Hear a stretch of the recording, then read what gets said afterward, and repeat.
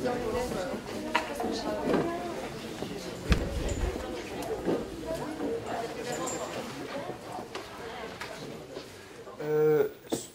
que je me propose de faire, effectivement, c'est une introduction pour vous montrer qu'il y a de la vie dans le sol et quelques éléments de ce qu'elle réalise.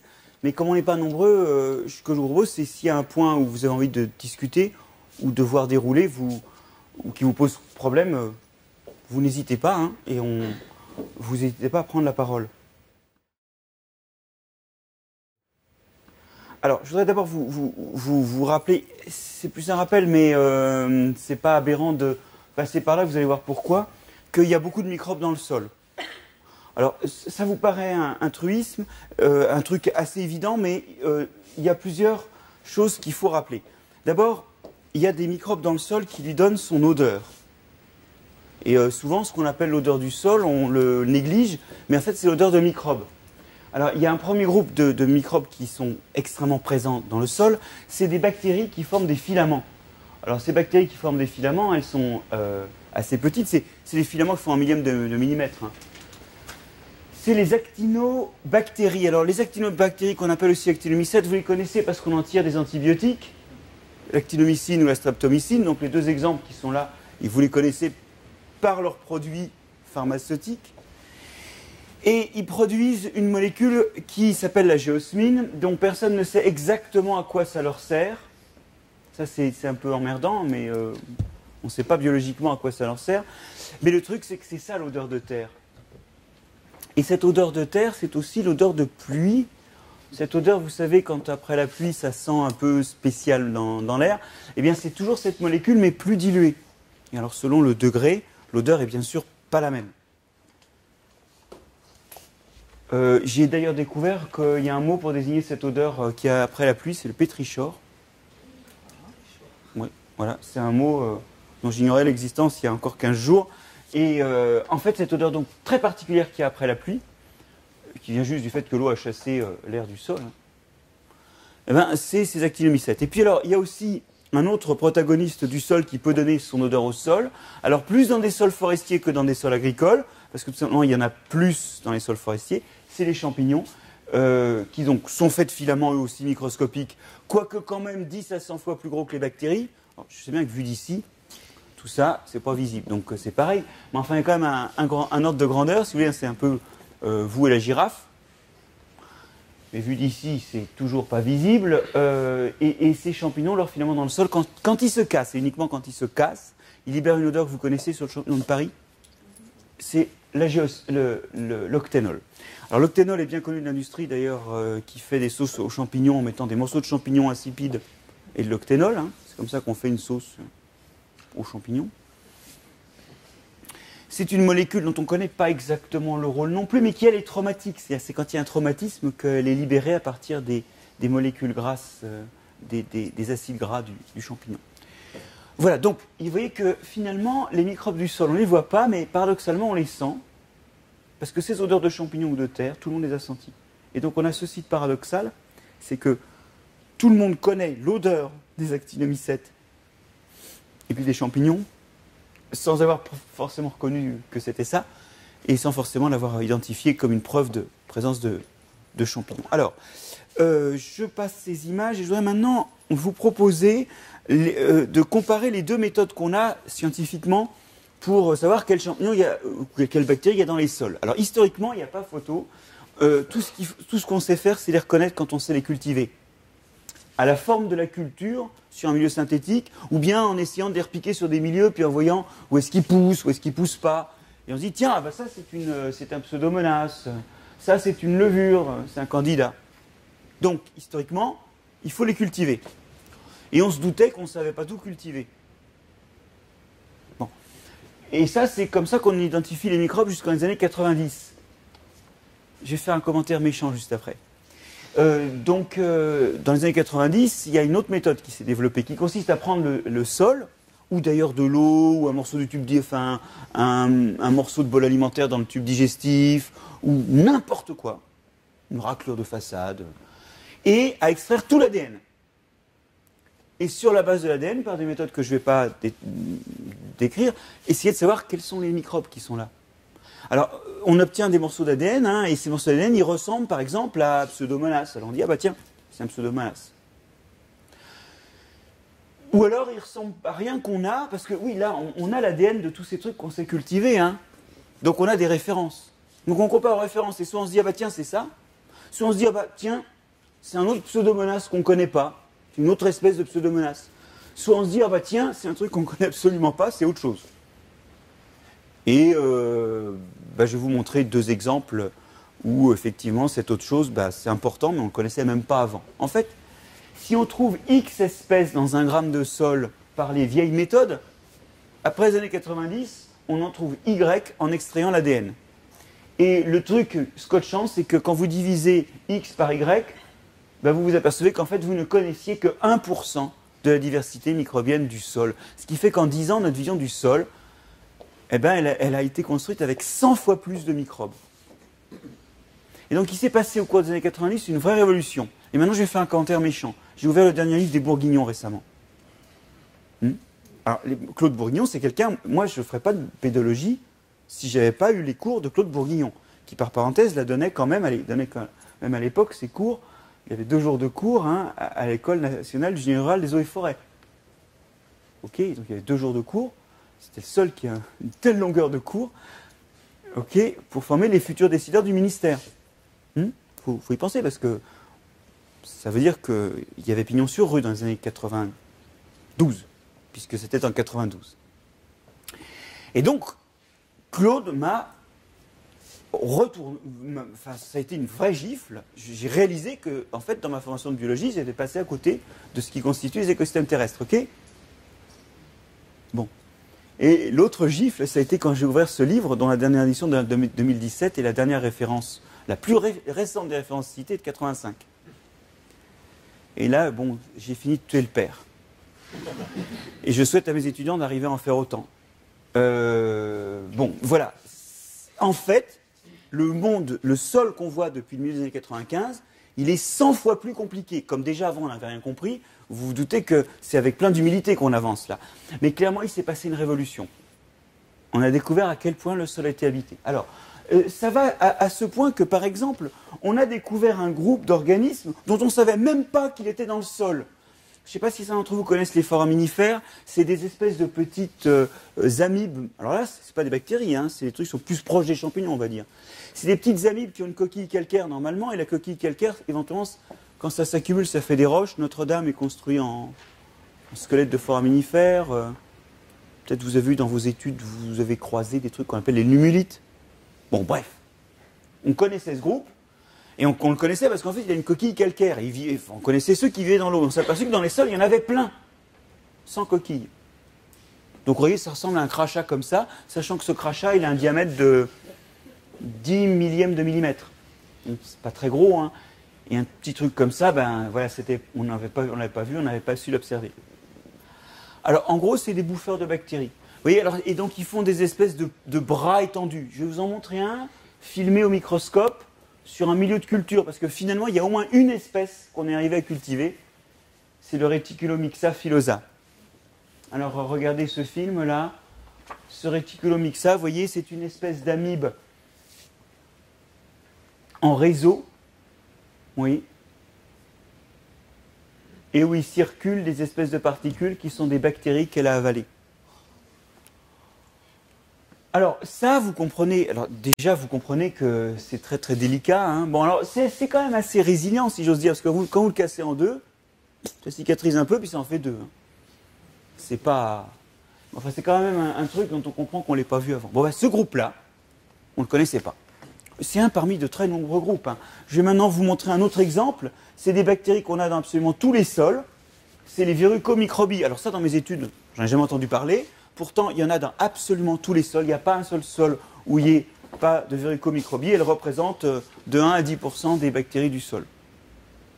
Et ce groupe-là était complètement inconnu. Il présente plein de particularités. Une particularité amusante, c'est que l'ADN est dans un noyau, ce qui est unique chez les bactéries. D'habitude, l'ADN, il est en vrac dans la cellule. Bon, donc c'est des bactéries tout à fait exotiques pour le biologiste. Et on en connaissait quelques-unes en culture, mais et aujourd'hui, avec de gros efforts, on a à peu près 80 souches en culture dans le monde, mais voilà, et on est très loin du total. Alors, c'est vrai qu'on a un peu raffiné les méthodes de culture pour aller au-devant de ces groupes qu'on ne connaissait pas, mais on n'y est pas toujours arrivé. Il y a toujours des tonnes de trucs qui ne se cultivent pas. Alors, vous allez me dire, bon, c'est sympa ton histoire, mais en gros, les trucs, ils sont morts quand on les identifie, puisqu'on les a broyés. Et donc, en fait, c'est un peu la connaissance de fossiles, quoi. C'est-à-dire qu'une fois qu'on a broyé l'échantillon de sol, bon, ben, on sait qu'il y avait tous ces trucs-là, mais ils sont plus là. Ils se sont fait broyer. Alors, c'est plus compliqué. D'abord, avec l'ADN, on peut reconstituer les parentés. On peut dire, ben voilà, c'est proche de tel ou tel groupe, ou c'est un nouveau groupe. Donc, on peut déjà se faire une idée de où c'est dans le monde vivant, dans l'évolution. Mais la deuxième chose, c'est qu'on peut utiliser l'ADN qu'on a obtenu pour faire des espèces de petites sondes, c'est-à-dire des trucs qui vont aller s'accrocher là où il y a le même ADN. Et si on a mis de la fluorescence, une molécule fluorescente dessus, en fait, dans d'autres échantillons, ça va s'accrocher là où sont les mêmes organismes, soit la même espèce, soit le même groupe. Alors voilà par exemple un sol où on voit en noir la matière minérale, en orange la matière organique, et on a deux groupes, les méthanobactéries d'une part, et puis tout le groupe des eubactéries, alors ça c'est plus large, et on a des sondes qui les reconnaissent, et qui vont s'accrocher là où sont les cellules.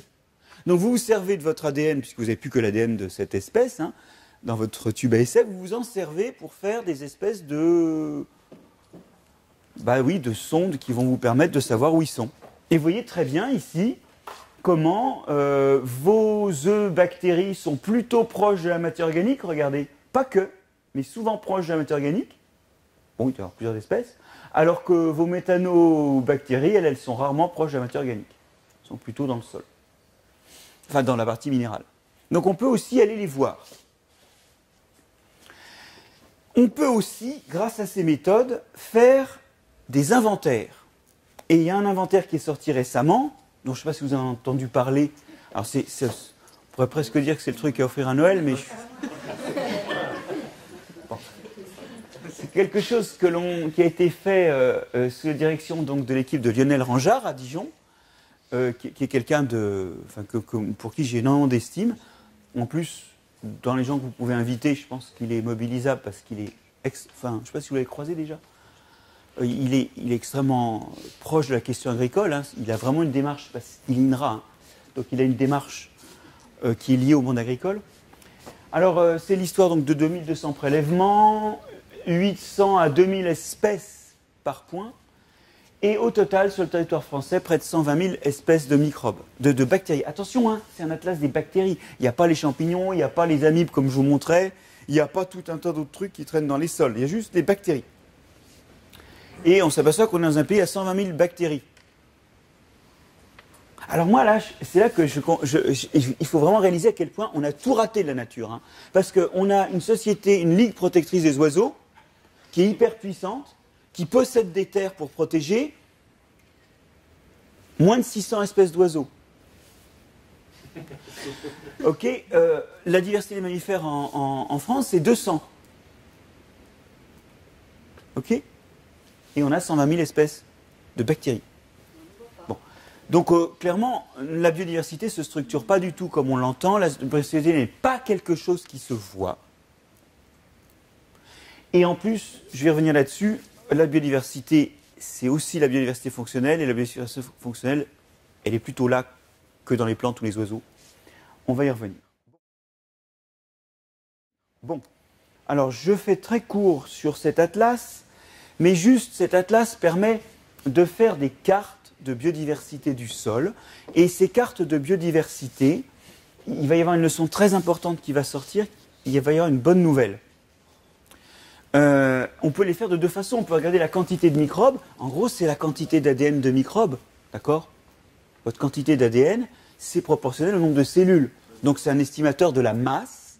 Et puis, après, quand vous avez fait votre travail pour regarder tous les brins d'ADN un par un et dire à quelle espèce ils appartiennent, vous avez la biodiversité en termes de nombre d'espèces. Par exemple, dans cette salle, il y a beaucoup de biomasse, mais il y a une espèce. Bon, oui, non. Non, ça, c'est mort. Vous voyez, il y a beaucoup de biomasse, mais il n'y a pas beaucoup d'espèces. Il y a ces quelques plantes et moi, dans le macroscopique. Hein, après, Après, si on va faire un carré de la même surface dans le jardin qui est là, on aura moins d'espèces. Pardon, on aura moins de biomasse peut-être, mais on aura plus d'espèces de plantes. Donc il y a deux, oui, j'ai compté que dans le macroscopique. Mais dans les plantes aussi, il y en a, donc c'est bon. Ce que je veux dire par là, c'est qu'il y a deux façons d'estimer cette biodiversité. Regardons déjà la quantité de microbes dans les sols. Alors voilà une carte de France. En bleu, il n'y a pas grand-chose. En vert, en brun, il y a plus de diversité. C'est la quantité d'ADN. Mais on ne sait pas encore le nombre d'espèces. Ben, regardez, les zones agricoles, elles sont bleues. Bassin parisien, bassin aquitain, le Languedoc, la vallée du Rhône, l'Alsace.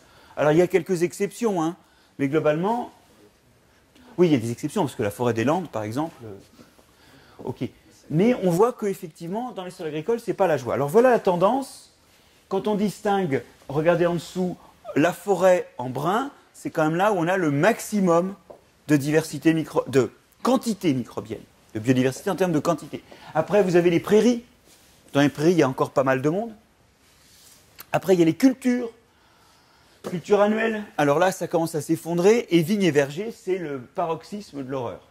C'est là qu'il y a le moins de biomasse microbienne. D'accord? Mais alors, là où c'est plus subtil, c'est quand on regarde le nombre d'espèces présentes. Et là, qu'est-ce qu'on voit? Eh bien, on voit que c'est un merdier total. Parce qu'il n'y a pas de tendance, vous voyez, par rapport au... Quand vous regardez la carte, vous ne repérez pas des grandes régions. Donc, c'est-à-dire que c'est d'autres facteurs qui structurent ça que le fait qu'il y ait de l'agriculture ou pas. Et quand on regarde la diversité, bah, c'est partout la même. Il y a presque plus de diversité dans la vigne et dans le verger. Alors attention, ça ne veut pas dire qu'il y en a moins qu'il y en a eu dans ces sols-là avant qu'on mette de la vigne. Oui, parce que ce n'est pas les mêmes sols. Vous êtes, on ne met pas de la vigne ou des cultures dans les mêmes sols que ceux où on laisse de la forêt. Donc il y a aussi, le point de départ était sans doute pas le même. Mais ça veut dire qu'il y a quand même beaucoup de diversité, même là où on a de l'agriculture. Alors peut-être que c'est déjà moins qu'il y en avait avant qu'on installe l'activité agricole. Mais ce que veut dire cette histoire, c'est qu'il y a une bonne et une mauvaise nouvelle. La bonne nouvelle, c'est qu'il y a de la diversité dans tous les sols encore. Et ça, c'est une bonne nouvelle parce que ça veut dire qu'il est temps d'agir parce qu'on a encore de quoi agir. Mais en même temps, ce n'est pas forcément une très bonne nouvelle tout ça parce que ça veut dire que dans un sol de vigne ou de verger, par exemple, y a moins de biomasse et toujours beaucoup d'espèces. Ça veut dire que pour chaque espèce, il y a moins de représentants, d'accord? C'est la seule façon de faire. Et vous êtes d'accord que l'extinction, ça commence par des populations qui deviennent de plus en plus petites. Je ne sais pas si vous avez vu quand M. Hulot essaie de remonter, c'est le film Jour de fête, hein, quand il essaie de remonter sur son vélo. Bon. Si vous faites des arrêts sur image, quand il va tomber, bah, vous avez des moments où le vélo est incliné et il est debout. Oui. En dynamique, en fait, si vous continuez la dynamique, il est en train de tomber. Oui. Non. Vous y êtes. Donc là, on est sur une photo où ça va. Il y a de la diversité dans tous les sols, sauf qu'en tendance, ce qu'il faut bien comprendre, c'est que c'est les premiers pas vers l'extinction. Avant que les rhinocéros blancs soient éteints, il y en a eu 100, puis 20, puis 2 femelles et un mâle, puis 2 femelles. Mais aujourd'hui, sur la base de l'ADN, le rhinocéros blanc, il est toujours là. Hein. Il reste 2 femelles. Bon, alors évidemment, c'est mal barré parce que... Mais et c'est un peu ça que ça dit. C'est que... Alors, ce qui tombe bien avec les bactéries, c'est que tant qu'il en reste une, ça peut continuer parce qu'elles font des petits toutes seules. Juste en se coupant en deux. Donc, c'est pas aussi dramatique que pour le rhinocéros blanc. Mais ce que ça veut dire ici, c'est qu'il y a une très mauvaise tendance qui se cache derrière ça. Mais contrairement à ce qu'on dit, il n'y a pas de sol mort en France. Il n'y a pas de sol mort en France, ni ailleurs en Europe.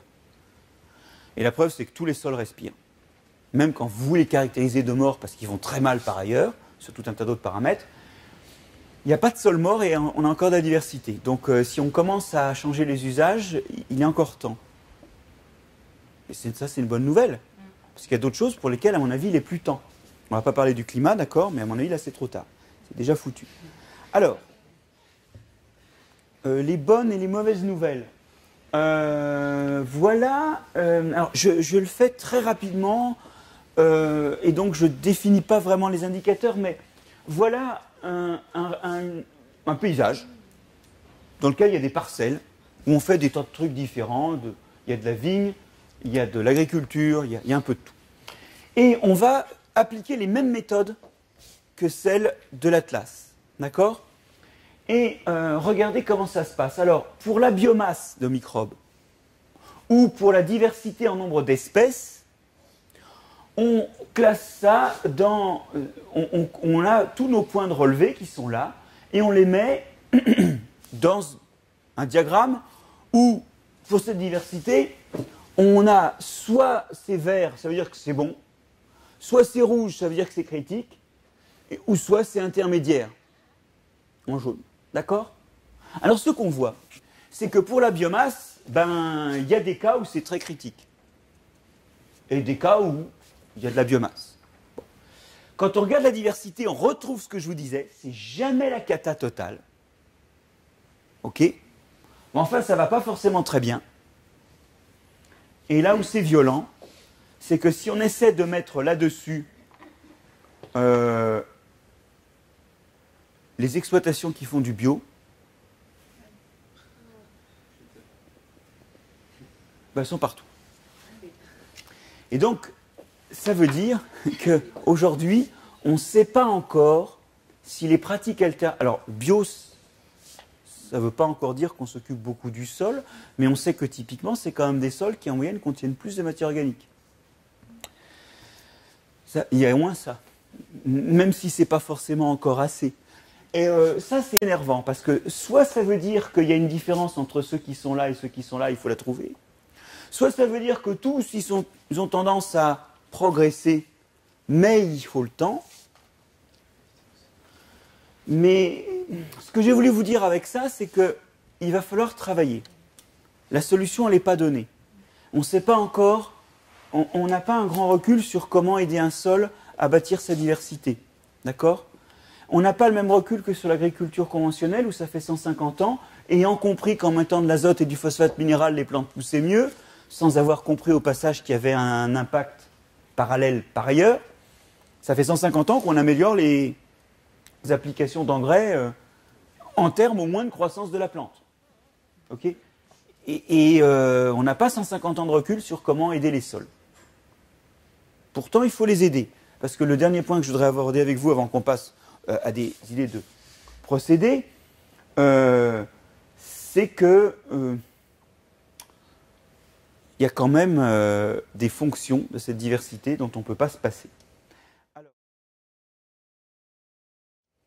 Alors, avant d'arriver à ces fonctions, je voudrais vous montrer ce qui, clairement, par contre, n'est pas une option. Et je pense qu'en venant ici, vous l'avez vu. Hein, c'est de remuer le sol, petit 1, et 2, de le laisser nu pendant une période de l'année. Bon, alors vous avez vu là qu'il y a de l'eau laiteuse qui s'écoule partout. Et qu'est-ce qui part là-dedans? C'est les colloïdes, c'est-à-dire la capacité de retenir les cations. Et d'ailleurs, si ça part, c'est que la charge cationique des sols n'est pas à même de flocculer les argiles. Donc il y a déjà des problèmes. Ça traduit aussi des problèmes d'équilibre cationique dans les sols. Mais en plus, surtout, c'est votre capacité à retenir les cations de main qui est en train de partir. Et surtout, le Labour, il explique cette constatation qui a été faite dans des méta-analyses de la fin des années 90. Un sol agricole conventionnel érode 100 fois plus, enfin 10 à 100 fois plus selon les régions, que le même sol pas exploité par l'homme. En gros, ça revient dire qu'un sol de vos régions, ou même de la Beauce, érode autant qu'un sol alpin, sur une pente alpine moyenne. C'est énorme. Mais vous l'avez vu aujourd'hui. C'est ce jus blanchâtre qui s'écoule. C'est ça. Hein.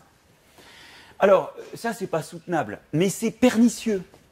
Parce que quand vous voyez l'épaisseur d'un sol, il faut 1000 à 5000 ans pour le bousiller. Donc en fait, ça ne se voit pas d'une génération à l'autre. Ça ne se voit pas que ça bousille le sol. Mais par contre, il y a beaucoup de gens qui pensent que les sols squelettiques des régions méditerranéennes, et qui aujourd'hui rendent paradoxal les grandes civilisations qui se sont bâties à l'est du bassin méditerranéen ou en Grèce, par exemple. Quand vous visitez la ville de Mycène, vous êtes au milieu de plaines où les sols sont squelettiques, où la production agricole est merdique, et vous avez ce qui fut une des très grandes cités de la Grèce antique, capable non seulement de subvenir à ses propres besoins, mais en plus de lancer des bateaux à droite à gauche. Et là, vous dites, tiens, c'est bizarre quand même, parce qu'en termes de production alimentaire, ça ne va pas. Ben, en fait, la plupart des paysages méditerranéens où les sols sont squelettiques et où plus grand-chose, c'est justement plusieurs milliers d'années de charrues. Et à la fin, ça donne ça. Alors évidemment, en Beauce, nous, on est plutôt... on est des ploucs dans l'histoire. Ça fait peut-être 1000 ans ou 2000 ans qu'on exploite vraiment bien la Beauce. Enfin, intensivement la Beauce. Vous y êtes? Bon, on a encore 1000 ans devant nous. Peut-être même 2000 ans. Mais en tendance, c'est la cata. Alors, c'est la cata aussi en termes de vie dans le sol. Pourquoi? Parce que ce que vous voyez là, rien que les oiseaux, déjà, c'est l'image d'un holocauste, non? En fait, ils sont en train de bouffer les vers de terre. On sent bien qu'il y a des populations vivantes du sol qui sont en train de passer un mauvais moment. Je ne vous dis pas le truc de la bactérie qui vit dans un endroit où il y a un petit peu d'oxygène, mais pas trop, qui se retrouve brutalement à l'air libre. Ou encore du champignon qui est fait de filaments, qui ont besoin d'un petit peu d'humidité, qui brutalement se retrouve dilacéré en morceaux, mis en surface, asséché. Ça va? Donc ça, c'est vraiment l'image d'un holocauste. Il y a le problème de l'érosion, c'est une chose, mais il y a aussi le problème de l'effet sur la vie microbienne. Alors cet effet, il est assez pernicieux quand on y réfléchit, quand on réfléchit à ces données-là. Regardez l'effet sur les champignons et sur les bactéries. Quand il y a du labour, il y a plus de bactéries que quand on est en semi-direct. Par contre, quand on est en labour, il y a moins de champignons que quand on est en semi-direct. Ce sont des parcelles où, au cours du temps, on est passé du labour au semi-direct. D'où la flèche, c'est-à-dire que c'est une évolution sur le même site quand on arrête le labour. Alors, on comprend qu'il y a moins de champignons. Bah oui, parce que le labour, quand on est fait de filaments, ça dilacère les filaments. Et c'est le nombre d'espèces ici. Pour les bactéries, il y en a plus quand on laboure. Alors pourquoi? Ouais, déjà, on leur donne à respirer. Alors, on doit tuer toutes celles qui ne supportent pas trop l'oxygène, mais celles qui respirent, elles peuvent respirer. Donc, on gagne ça. Et puis encore...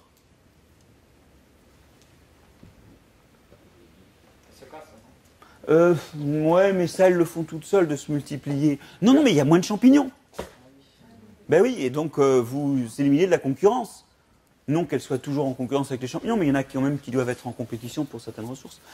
Vous y êtes. Donc, et alors là, c'est pernicieux, parce que vous voyez que si vous regardez juste le nombre de bactéries, vous dites, faut labourer pour qu'il y ait plus de bactéries.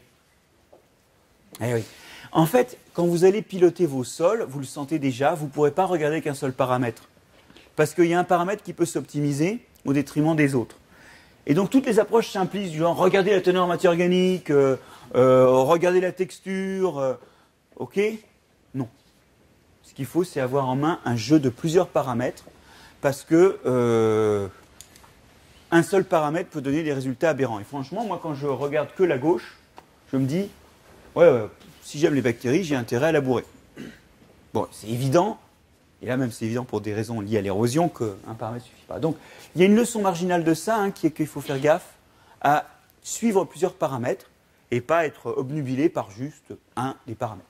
Je dis ça parce qu'il y a beaucoup de gens qui aujourd'hui nous proposent de très bonnes solutions pour l'agriculture de demain, qui sont scotchés sur un seul paramètre. Et donc ce sont des gens qui sont des sources d'inspiration, mais il faut quand même essayer de...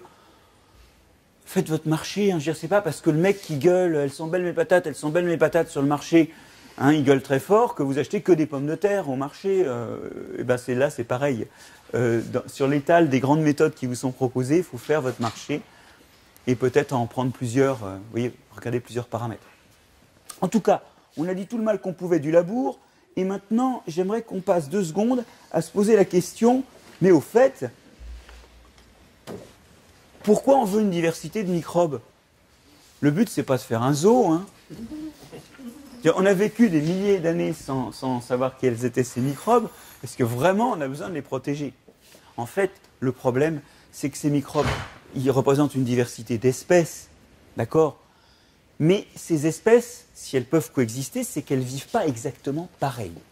Si elles vivaient exactement pareil, tôt ou tard, 2 espèces qui vivent de la même chose, elles finissent par se il y en a une qui finit par être éliminée. Je veux dire, Néandertal et Homo sapiens en Europe. Qu'est-ce qui s'est passé? Néandertal a disparu. Enfin, ils ont fait des petits avec nous, donc on a encore quelques gènes de Néandertal à cause des quelques hybrides qu'on a eus, mais aujourd'hui, il ne reste plus que des hybrides et qui sont surtout des Homo sapiens avec un peu de gènes de Néandertal, mais les vrais Néandertaliens, ils ont disparu, vous y êtes. Donc, très souvent, pour faire simple, il peut y en avoir qu'un seul, comme dit le film, There can be only one. Donc l'idée, c'est que s'il y a une telle diversité dans le sol, c'est que ces trucs, ils ne vivent pas exactement de la même façon. Alors ça, c'est fort, parce que ça veut dire que si j'ai, dans un point, vous vous souvenez de l'Atlas des bactéries du sol de France, 800 à 2000 bactéries, ça veut dire qu'il y a 800 à 2000 façons différentes de vivre dans les sols, sans exploiter vraiment les mêmes ressources. Et là, vous dites,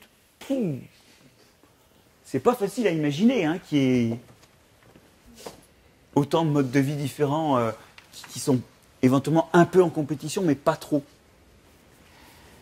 Et en fait, tout ça, ça remplit des fonctions. Alors, la première